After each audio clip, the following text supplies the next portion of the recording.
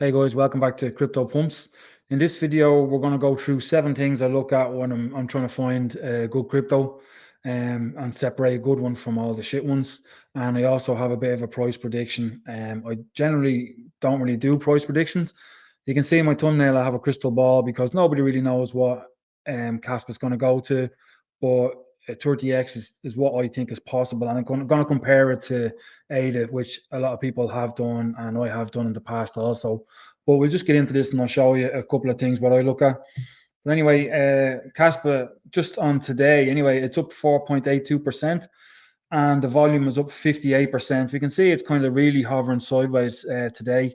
So it's gone up a little bit, but now it's just going sideways again. So we'll see what happens with that. But the first thing I look at when I'm looking at a crypto is I'm going to look at the all-time chart. And if we look at Kaspa's all-time chart, we can see this is a nice, you can kind of tell it's a fair launch coin from the chart. It's just constantly going up. If we have a look at H bar here, Hedera, just to have a look.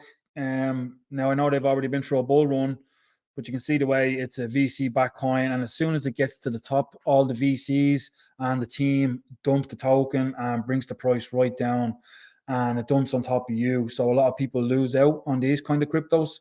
But the thing about Kaspa is because it's fair launch, there is no VCs back in it. No coins were allocated to the team. There was no pre-mine, anything like or pre-mint or pre-mine or any of this. So it's a lot harder for that to happen with Kaspa. That's the first thing. That's the chart. That's the first thing I look at. I look at the chart. This is a nice one. Another one that's terrible is ICP. ICP just kind of goes up and straight back down again. It looks awful. This one isn't too bad, but you can see on the all-time chart, it's down 48% from the all-time high. So not too bad. If it was, I think ICP is down 98% from the all-time high. So if it's down like 85 to 90% or 85 plus, I kind of stay away from it. I've kind of like, I'm not really going to get into that coin. It's just something I look at. The next thing I look at is the age of the crypto. So for Kaspa, if we have a quick look at the Bitcoin chart here, Bitcoin is also another one that was fair launch. There was no pre-mint, no pre-mine, and you can see here it's another good looking chart. But the thing about Kaspa is Kaspa was launched in November 2021. That was here right at the tip, right at the peak of the all-time high for Bitcoin on the last bull run, which is kind of crazy. So Kaspa was launched on the top and I had a great bull run ever since, except 2024, it just kind of went sideways for the whole year, which people are getting impatient with. But if you know what you're holding, you're going to hold, you know. So that's big. That's when it came out on that. So the thing I like about Kaspa hasn't been through a bull run, and that's what's good about it. Because usually after crypto's gone through a bull run, it'll drop back down. It'll probably never reach all-time highs again. I'm not saying this about Kaspa. Kaspa is different. Kaspa is similar to Bitcoin, proof of work, fair launched, all that. So it's going to be good in the future as well. But that's also something to look for as coins that have been through a bull run. Yeah. So this hasn't. That's another good one for it. The next one I look at is market cap. So market cap on Kaspa is 3.12 billion. So that's kind of a mid cap at the moment. But when I got into this, it was June in 2023. So it was around there. So if I click on market cap and go back to that. So June, it was a 297 million market cap. It was a lot lower then. And that was another thing that made me get into it early. But I have still, anybody that follows this channel know that I sold half a Bitcoin for Kaspa at 18 cents and it hasn't got back up to that yet. But that's how much conviction I have in Kaspa. So that's the market cap. And you don't want too much of a gap between the market cap and the fully diluted value. So you can see here it's 3.12 billion and the fully diluted value is 3.52 billion. So there's not too much of a gap in between them. Other thing I look at is markets. If we click on markets here, this and click on central exchanges. So you have CEX, which is centralized exchanges. You have DEX, which is decentralized exchanges. So what you really want to see is you want to see a crypto get on centralized exchanges because If it's only on dexes, nobody's going to be able to buy it. The normal, like what we call them normies, people that are new to crypto, say I'm in a WhatsApp group and I put it up for the lads saying you want to get some Kaspa, and they wrote back saying it's not on Coinbase because Coinbase is a well-known exchange. Whereas if you want to get Kaspa early, you had to get into MEXC, where I bought 90% of my Kaspa, which is kind of, I suppose you call it a bit of a degen um, exchange, but that's where you get all the new cryptos that come out. Because by the time, like that's another thing about Kaspa, you're early. It's not on Binance yet, so you want to be buying it before it gets on Binance.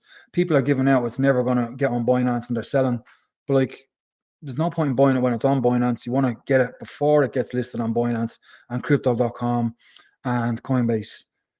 And that's the way I've done it. That's another thing. But anyway, you can see here there's loads of centralized exchanges. Kaspa is listed on everything except Crypto.com, Binance, Gemini. It only got listed on Kraken there a couple of months ago. And maybe Robinhood is left as well. But that's exchanges. So you want to check out for that as well. So another thing I look at is fundamentals. So Kaspa is a layer one. Layer ones do really good. Layer ones, real world assets, and AI are kind of the ones to watch. I've never really been into gaming. I don't get the point. Like I'm a Call of Duty man. I like to get in and play Call of Duty and earn my upgrades, the weapons, and all that kind of stuff. Remember when you used to get the gold AK-47 or the gold? Jeez, it's been so long since I played it now. But you used to earn your upgrades. I don't want to buy them, so I don't really get the whole gaming kind of thing with crypto. But this Kaspa is a layer one. And the only, like the first difference that you'll come across, everybody talks about Bitcoin is a linear, it does its blocks. So each of these blocks has transactions. They're all put into the block and the block is processed in parallel, one block every 10 minutes. And the main difference between a DAG and a Bitcoin is, so you have your linear blockchain here, and then what happens is two miners start to mine a block at the same time. And that block, one of these blocks can only get included in the chain. So let's say down here, like you have a block here and a block here, and this one decides to get included in the blockchain. So this one is discarded. So all the computational power and all the mining energy that went into mining that block is wasted. It's thrown away. It's no good. And Kaspa doesn't do that. Kaspa includes all orphan blocks and it kind of creates a DAG. So one block here points back to the previous block. On this, the blocks point back to several previous blocks. And that's the main difference between Bitcoin and Kaspa. It's the first difference you'll come across. There's lots of other differences, but that's what it is, and that's the big thing for Kaspa, and that's a layer one. So it's a great fundamental, and it's got a lot of tech behind it, which is, we could fill another video with all the tech we can go into. And then the price prediction that we were looking at as well is Cardano. So if we go to the all-time chart for Cardano, so back in the bull run, so the thing, like we compare Cardano and Kaspa because they're both layer ones. Neither of them had smart contracts going into the bull run. Now Kaspa has Sparkle smart contracts and ZK rollups and all this kind of stuff that are coming out in the summer next year. They're supposed to be, maybe even a little bit summer or sooner because they took on another dev. But the thing about Cardano also you can compare is, like at the bull run, like you see here, it went, if I go onto the market cap even, it's better. So we say from January, it was the market cap was 10 billion and it went all the way up here to 90 billion, but it's actually 5 back at the start. So that's a lot. So there's no reason why Kaspa can't do that. Like it did it in the space, it did it from January up to August. So that's 7 or 8 months. So there's still time left for Kaspa to do that. That's what I don't get, why people are saying it's only going to go to 50 cents. It's only going to go to this, But this is another website, market cap of. So you can put in Kaspa. You want to see Kaspa at the market cap of Veda. So the Kaspa with the market cap of Veda at the moment gives us an 11x, which I'll be quite happy with, which is $1.35. If Kaspa goes to the all-time high of ADA, that's a 30x, which is $374, which I think is totally possible as well. I'd be saying between $2 and $5, but 3.74 is right in the middle. So it's very achievable. I still think that could happen. Like if Cardano can do it, why can't Kaspa? Kaspa's better technology, it's decentralized, proof of work, no VCs backing it. Has a lot of technology coming out. We have the crescendo going to 10 blocks per second, and we have smart contracts coming out in the summer. So very bullish. And we have Dagnite as well is going to come out, another protocol. But again, that's another video. But there's so much technology in Kaspa, and I don't see why, if Cardano can do it, why can't Kaspa? If you know what I mean. So a 30x I think is totally possible. But again, it's just a bit of fun. I have no idea what it's really going to go to, but I think that's well possible. So another thing we want to look at, or that I look at, is the team. So we like to see if the team is doxed. Obviously, we all know the Kaspa team well. It's not even a company. These are all it's just a decentralized crypto. They all work on it. They don't get paid to work on it. So we know the founder is Jonathan Sampolinsky. DAG Labs was founded, and that was disbarred. That was taken away, shut down. GhostDAG protocol invented Jonathan with his team, PhD. So Jonathan, yeah, he invented GhostDAG with Michael Sutton, which is the protocol. If we go back to this one, so this is what this uses Nakamoto consensus, and basically all the transactions in the block are verified by nodes around the world. And this uses Nakamoto consensus as well, so it's as secure as Bitcoin, but it has another protocol called GhostDAG, which allows blocks to be processed in parallel. That's the difference with that. So we have Jonathan. Jonathan created GhostDAG, and GhostDAG was used, or Ghost, a version of GhostDAG, as far as I know, was used in Ethereum, and he's listed on the white paper. He and Aviv Sohar here wrote the first security paper on Bitcoin, as far as I'm aware. So this is the founder of Kaspa. So he wanted to make Bitcoin faster, more scalable, but I don't think anybody likes to mess with Bitcoin. So basically, he went off and started his own coin. So super bullish. Michael Sutton, we know him there. He's one of the devs. He created the Dagnite protocol. Shoy Waborski, and we know him as well. He's kind of the spokesperson. He does a lot of the talks for Kaspa. He just got his PhD in quantum cryptography. Mike Zack, he was one of the original guys. He's not really involved anymore. Ori Newman, he's still involved. I don't know this guy. Anton, which is Crypto Aspect, this is the man that's behind Sparkle and smart contracts for Kaspa. So that's a whopper of a team. And you go down and they have ambassadors all over the world. Like Luke is an ambassador, Australian ambassador, but now he's in charge of all the ambassadors. All these guys don't get paid. They're all volunteers. They're just there to look after it, you know. You have other ambassadors as well. If you go into here, you have ambassadors from all over the world. Like these guys just set up and go out and spread the word of Kaspa, organize events, that kind of thing. So, and again, they all do it for free. They'll get the merch and stuff like that off Kaspa, or if Kaspa can, if Kaspa has to pay for an event, they'll do that. But it's all volunteer. It's all voting for any funding, anything like that. They vote for it in the community. They have some money put away in a couple of folders or in a couple of wallets, and then basically everybody votes for what that can be used for. And the last thing that I look at on a new coin is tokenomics. Just to show an example of tokenomics, we're going to use HBAR again. But just so this is a pie chart that shows for the 100% tokenomics where all of it went. So you can see for HBAR, the founders got 13.8%.